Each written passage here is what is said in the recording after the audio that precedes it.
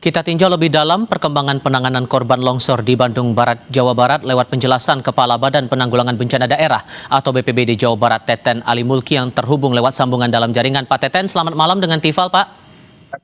Selamat malam, Kang Tifal, sehat? Alhamdulillah, semoga Anda sehat selalu bersama dengan teman-teman di sana, Pak. Terakhir kan yang saya pahami itu 9 korban tewas, 81 orang masih dicari. Kalau untuk malam ini ada perkembangan terbaru, Pak? Ya, masih sama gitu ya, masih sama, tapi masih yang 6 sudah teridentifikasi, 4 belum teridentifikasi. Sementara itu yang bisa kami sampaikan, dan besok pencarian tadi jam 5 sudah dihentikan.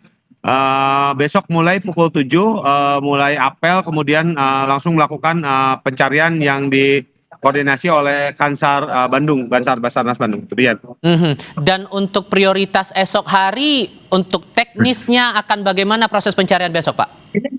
Besok kita akan menggunakan alat kon dulu, tidak menggunakan alat berat karena kondisi tanah dan longsoran kemungkinan hasil asesmen kami kemungkinan terjadi longsoran apabila kita menurunkan alat berat itu besar. Jadi kita menggunakan alkon dan manual yang kita lakukan karena keselamatan petugas itu yang utama. Dan nanti kita akan bagi-bagi karena bagi-bagi shift, bagi-bagi worksheet-nya seperti apa.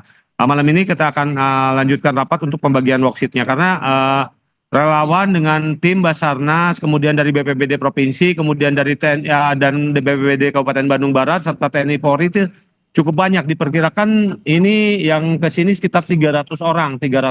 Dan ini mengapa kita bagi-bagi, karena kita lokasi longsoran itu sekitar 3 km ya, 3 km dengan lebar sekitar 80 sampai dengan 150 meter gitu. Jadi ini cukup luas juga areanya, tapi hasil asesmen kami tadi sudah menetapkan beberapa segmen atau beberapa worksheet yang coba akan didetilkan lagi karena berdasarkan hasil keterangan daripada kepala desa serta dari saksi-saksi, kita melihat bahwa kemungkinan korban di daerah mana saja. Demikian.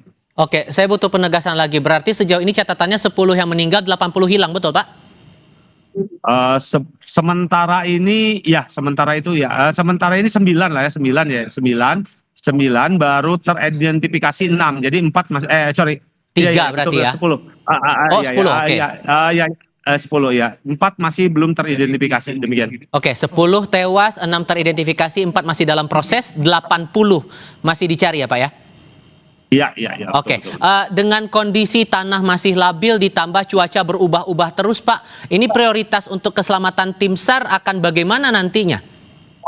Ya, jadi kami tim SAR ya, Basarnas, Kansar sudah memetakan daerah mana saja yang aman terlebih dahulu, aman terhadap pencarian. Itu sudah memetakan hari ini malam ini tim lagi melakukan pemetaan sebetulnya worksheet mana saja. Setelah membagi worksheet itu, worksheet mana saja yang kemungkinan aman untuk dilakukan evakuasi, pencarian, pertolongan dan evakuasi. Demikian.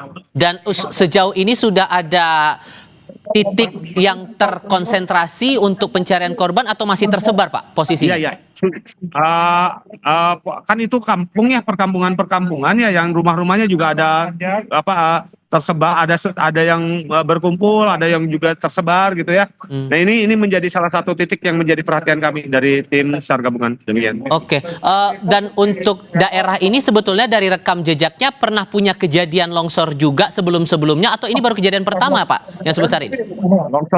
Longsor kecil iya ada, tapi longsor besar yang memakan korban kayaknya yang pertama deh ini. Yang pertama, tapi lokasinya memang di punggung gunung yang alih fungsi lahan, jadi gembur sekali gitu ya. Kemudian apabila terjadi hujan ya pasti turun ke bawah tanah dan airnya. Dan sesungguhnya warga sekitar atau warga yang di titik bencana ini sudah tahu bahwa daerah mereka rawan longsor atau justru baru ketahuannya ya pas karena kejadian ini, Pak? Suaranya kayaknya. Bapak bisa mendengar suara saya, Pak Teten? Pak Teten, masih mendengar suara saya, Pak? Kita coba perbaiki dulu komunikasi kami dengan Teten Ali Mulki. Kepala Badan Penanggulangan Bencana Daerah atau BPBD Jawa Barat sudah diperbarui informasinya tadi bahwa untuk bencana yang terjadi di Cisarua, Bandung Barat, Jawa Barat ini sudah tercatat 10 orang dilaporkan meninggal dunia, 6 diantaranya sudah teridentifikasi. Proses identifikasi masih berjalan untuk 4 korban lainnya. 80 orang masih dicari dan esok hari akan dilanjutkan pada Minggu pagi 25 Januari 2026. Kontur tanah yang masih labil ini menjadi tantangan di tengah cuaca yang terus berubah-ubah. Bahkan tadi kalau dari penjelasan BPBD Jawa Barat, Kepala BPBD Jawa Barat Teten Ali Mulki, daerah ini sebetulnya pernah punya catatan longsor kecil dalam beberapa waktu. Kita butuh juga mengonfirmasi dalam track recordnya seberapa sering bencana ini terjadi dan tindak lanjutnya akan bagaimana untuk esok hari. Kita coba sapa lagi Pak Teten Ali Mulki. Pak Teten, suara Tifa sudah terdengar lagi Pak saat ini? Oh, sudah. Oke, begini Pak, Saya kalau di sini di lapangan soalnya. Oke, ya kami memahami betul, tapi kami apresiasi juga Anda masih mau berbicara bersama kami. Sehingga apa imbauan dari Anda mewakili tim SAR kepada warga melihat kondisinya sudah seperti ini?